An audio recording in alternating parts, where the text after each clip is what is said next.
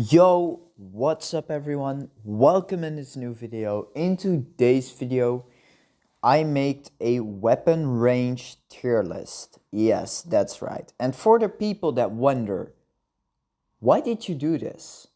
Was this really a necessary video? Is this going to help us anyways? Well, here's your answer. If you are a starter, yes. Because in reality, you don't know the weapon ranges and you don't know what their purpose is. And in this video, I will practically explain this to you. And yeah, I hope you enjoy. Now, first we have the sniper cannon. The name itself says enough. This weapon is long range, 1000% long range. However, there is an exception to this weapon. What makes this weapon so special is that sniper cannon doesn't have a damage drop off. That being said, it doesn't matter how far away your target is, it doesn't matter how close they are, you still deal the exact same damage with a crit hit or a normal hit. Unless the target is on fire, of course, because then you get a little bit extra damage. Not that that is gonna help you out of sticky situations, but hey, it's at least something. Okay, then we have the standard cannon. One of my favorite weapons and really underrated. This weapon is long range. Why is standard cannon long range? That's a question some of you guys have probably. Well, there are two reasons already why this weapon is long range. One, it has practically one of the lowest cooldowns in the game. Later on, when you max this thing out, 3 seconds cooldown. What the fuck, G? Bro. And it slows. Later on, it even slows with a certain perk. Like, that is absolutely disgusting. That's just disgusting. Get that shit out. Yeah, standard cannon is definitely going to be a great pick. Then we have the carronade. The carronade is obviously close range. Luckily, I have never seen one of these battlebay morons saying, carronade is mid-range, not close range. At least we all agree on one opinion. Jeez Louise. Now, then we have the blast cannon. Blast is obviously going to be a mid-close range weapon. The reason I put this one in mid-close, actually it is mid-range, but because you can also use it as close range, I do prefer to put it in mid-close. And the mid-close range weapons are sometimes, in some situations, better than the mid-range weapons. And then we have the famous explosive cannon. Now, I want to talk about this weapon specifically.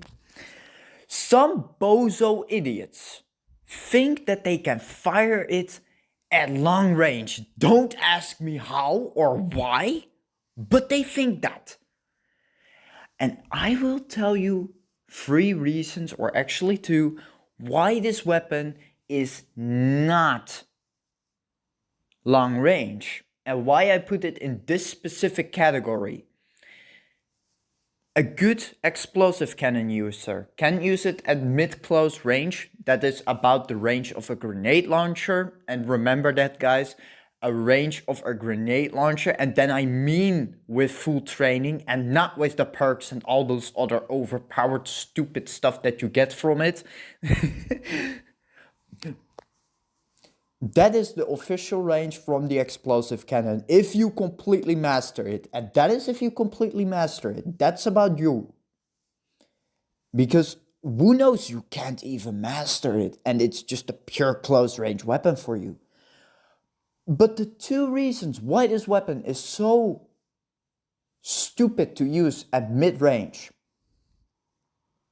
is 1, it's a slow projectile. 2, it's high cooldown. And that is enough reasons to not use it above that range. And just listen to me for once, because like this can really screw you up. Because like, what if a speeder then comes close, huh? What if a speeder then comes close? Then you don't have anything anymore. Then you only have your grenade launcher. Oh wait, you already used that. Dun, dun, dun, dun, dun, dun, dun, dun, dun, dun. Yeah, and then you're fucked. Then you're fucked because then you don't have enough weapons anymore to fire at close range. And that is the reason why I make this video. It's to show you what specific range certain weapons are and how you are supposed to be using them. Anyways, enough about that. We have the artilleries next. And this is a tricky one. Ballpark is obviously going to be long range. And some people might be asking, what? Seriously? Well, this is my opinion. But I personally think that ballpark is long range. One of the reasons why I think this is, one, it has a large blast radius. That already says enough. It's not hard to land. And yeah, you can't really miss with that. If you screw up with ballpark, you can quit the game already. It doesn't really need that much skill. All you just gotta do is swipe your finger down, aim a little bit ahead, and that's it. You got your target. Easy peasy. That's the reason why I rank it in long range. Very good for taking out and finishing low health enemies. Sucks at close range though, but that makes sense. All mortars suck at close range. Anyways, let's continue the long range mortar. This one is obviously going to be long range as well, but that speaks from its name, so that is not really that hard. Then we have the multi-missile, which absolutely no one uses. I wish Rovio at least did something about this weapon, but they didn't. The missiles, they belong in mid-range. And some idiots think, actually, this weapon belongs in close range. Let me tell you one thing. Missiles are not made for close range for specific reasons. One, if a target gets too close, you can't fire it anymore. Two, yeah, I don't know. No, it is not meant for mid-range. We can also put this one in mid-close range. That would suit as well. But it is officially a mid-range weapon because it's most effective at that range. Because then the targets can't get too close, and on mid-close range, they can get within your firing range, and then, yeah, they already evaded your missiles. Then we have the standard mortar, which obviously is going to be a mid-range weapon as well. Too small blast radius to use at long range, so yeah. Big Bertha is also mid-range, and the reason for that is very simple.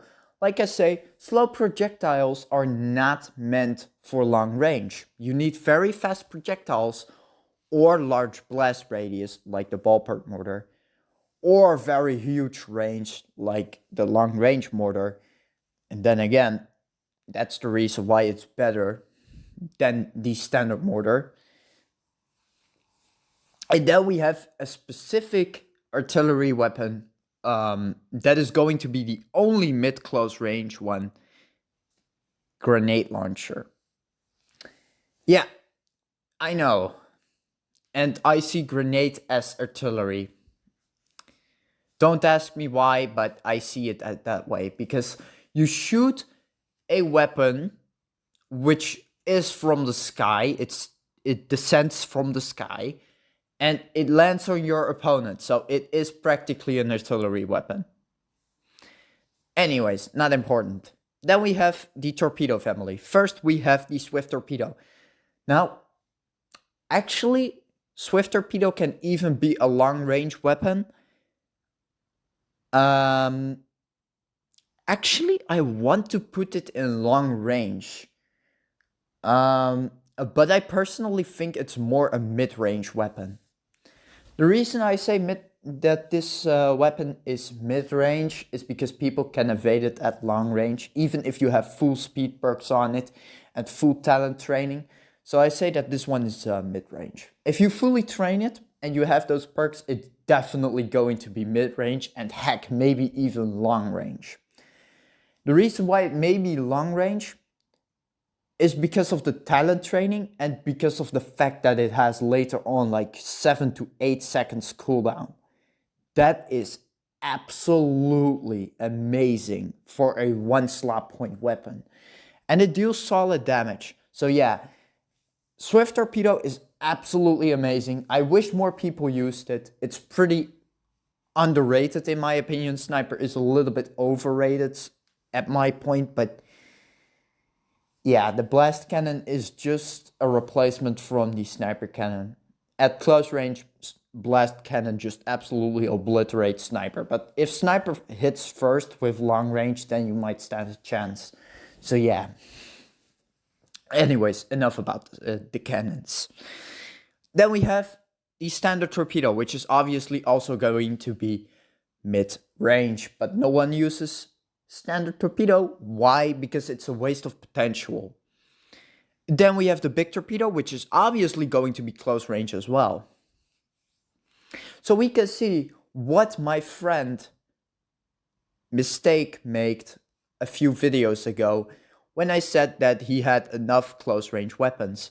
As you look here, he had a carronade, an explosive cannon, a big torpedo, and a grenade launcher. That's 4 close range weapons.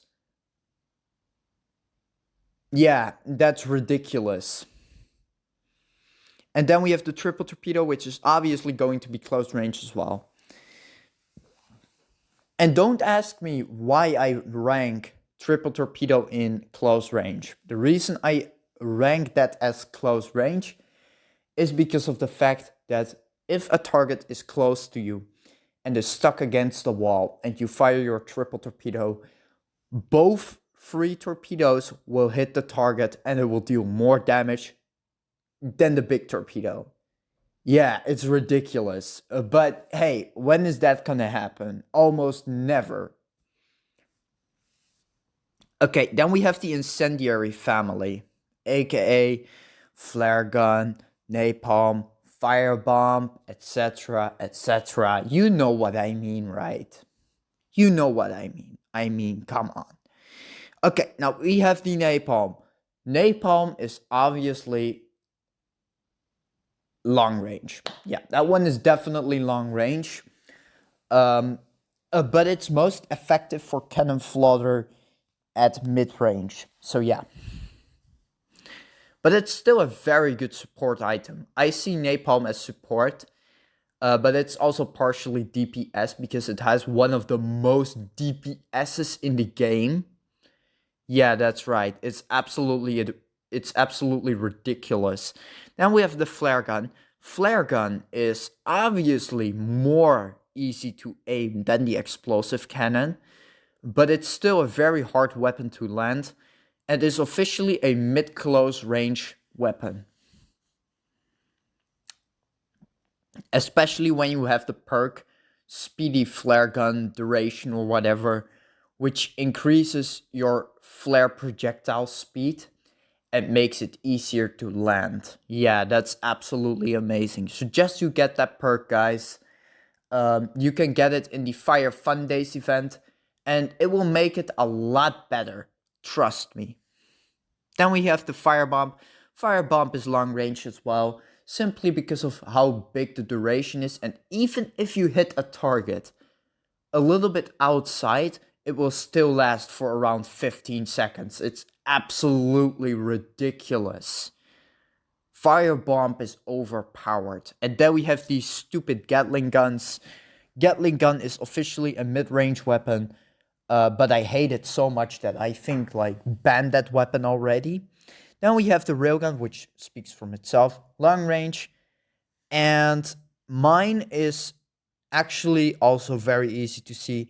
That's a close range weapon. So how many mid-close range weapons do we have in this game? Well, here's your answer. We don't have much. We don't have much, we only have 3. Because the missile is actually completely mid-range. So the only mid-close range weapons that are versatile enough to be there are the blast cannon, the grenade, and the flare, and also the sniper, by the way. Sniper can be put in that category as well. And that's about it. Oh yeah, and standard cannon. Standard cannon can be in there as well. So yeah, this was the official weapon range guide. I hope more people will not play explosive cannon at long range. I have seen those idiots playing it, and I can tell you, you can just move a little bit different and you won't get hit by that explosive cannon. Or perhaps you can use the waves and the cannon just lands in the sea and you think like, what is your aim? Bro, what's your aim? Fix your accuracy. And then I'm like, yeah. I mean, like, I don't understand what these people are doing in the first place there, but yeah. Personally, in my opinion, I think that every single shooter needs a railgun, and the people that think that they can succeed with shooter without railgun, those people are just stupid, simply because you always need a railgun. And for the people that ask, why do you need a railgun? Stop asking. What if you face an interceptor, huh? What if you face an interceptor? Interceptor just uses the waves, uses the railgun, boom, bang, pow, you're dead. Why? Because you can't pursue them with the railgun. You can't shoot after them. Yes, you can use the sniper cannon, but who says that sniper cannon is good enough for that job? Who says that? And you see, in Master League, you are not gonna succeed with a shooter if you don't equip railgun. Railgun is a mandatory item in this game. No matter if people try to think different than me, they are wrong. Anyways, I'm going to cut the video here. So stay tuned. I hope you all enjoyed, and see you in the next content. Bye bye.